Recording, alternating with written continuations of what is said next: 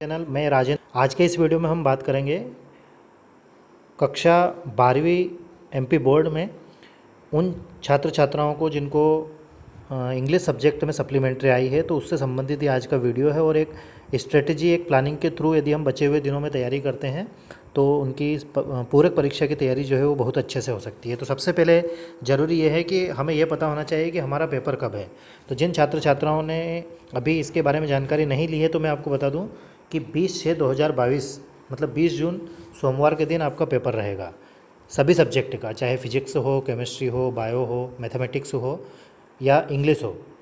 आपको 20 तारीख के दिन पेपर देना है, ठीक है। अब इसके बाद में हम बात करते हैं आपकी स्ट्रेटजी की, मतलब विषय अंग्रेजी में छात्र छात्राएं या इस प्रकार से तैयारी यदि करें तो वो अच्छे से सफल हो सकते हैं और अपनी पूरक परीक्षा को पास कर सकते हैं, ठीक है दोस्तों। देखिए, पूरक परीक्षा को पास करने का सबसे सरल तरीका मैं आपको बता रहा हूँ। सबसे पहले मैं आपको एक इसका शेड्यूल बता देता हूँ कि इन चीज़ों को यदि हम अच्छे से पढ़ेंगे तो बहुत ही आसानी से और सरल तरीके से हम इस परीक्षा को पास कर सकते हैं। सबसे पहले आपको क्या करना है कि जो इंग्लिश है उस इंग्लिश में सबसे पहले आपको नोट मेकिंग पर ध्यान देना है।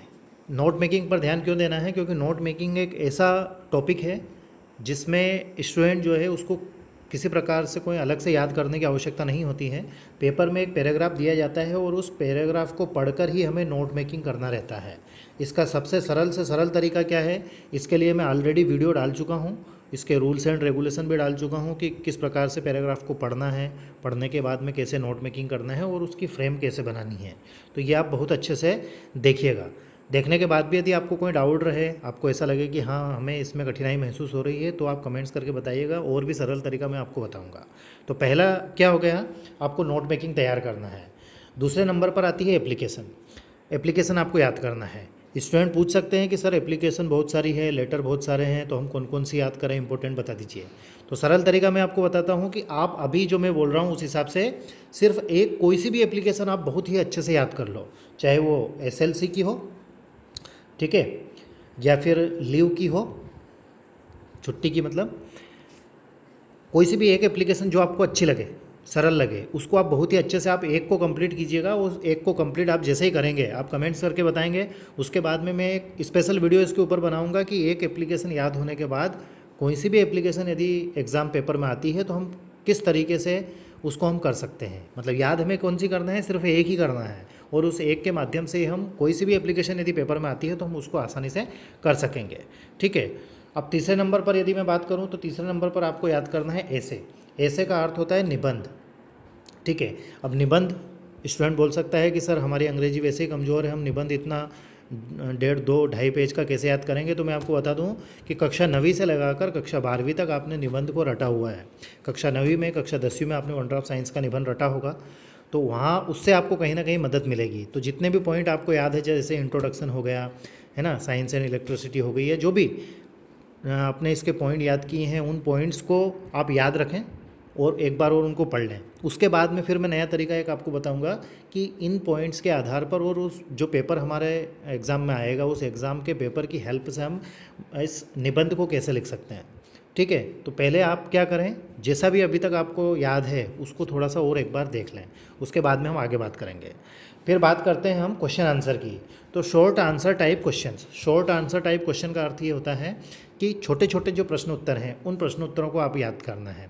अब वो आपको कहाँ से मिलेंगे, आपके पास परीक्षा बोर्ड या परीक्षा अध्ययन होगी, नहीं भी है तो आप जो स्टूडेंट अभी पास आउट हुए हैं क्लास 12th के, उनसे आप ले लेना, उधार ले लेना, वापस उनको वापस दे देना फिर से। तो उसमें जो छोटे छोटे प्रश्नों के उत्तर हैं, उन छोटे छोटे जैसे एक एक लाइन, दो दो लाइन के हैं, उनको आप याद कर लो, नोट कर लो कि भैया 10 हैं, 15 हैं या 20 छोटे छोटे प्रश्न हैं, उन प्रश्नों के उत्तर आप याद कर लें।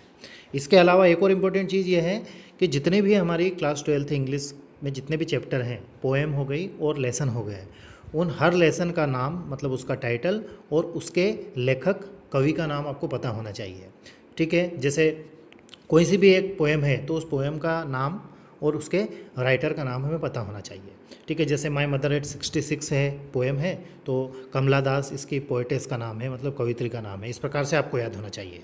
तो ये इतनी ही चीज़ें यदि आप कंप्लीट कर लेते हैं तो आप बहुत ही अच्छे तरीके से सिर्फ पास ही नहीं, नंबर भी अच्छे ला के आएंगे, ठीक है दोस्तों, तो इस वीडियो को आप अपने फ्रेंड्स, रिलेटिव, क्लासमेट्स के पास शेयर कीजिएगा जिनको भी सप्लीमेंट्री आई है, और आप कमेंट्स ज़रूर कीजिएगा। आपको किसी प्रकार का कोई डाउट या कोई क्यूरी रहे तो कमेंट्स कीजिएगा।